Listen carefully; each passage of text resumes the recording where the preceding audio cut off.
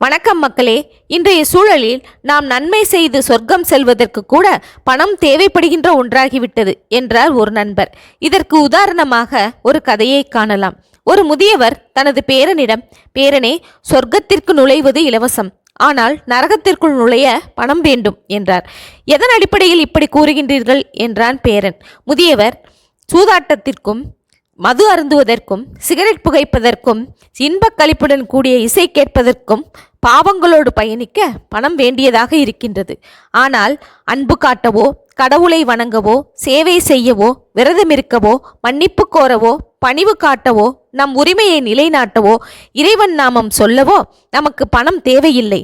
இப்பொழுது சொல், நீ பணம் கொடுத்து நரகத்தை விரும்புகின்றாயா, இலவசமான சொர்க்கத்தை நேசிக்கின்றாயா என்றார். பல ஆழமான அர்த்தங்களையும் வாழ்வின் யதார்த்தங்களையும் எத்தனை எளிதாக விளக்கிவிட்டார் இந்த முதியவர் பாருங்கள்.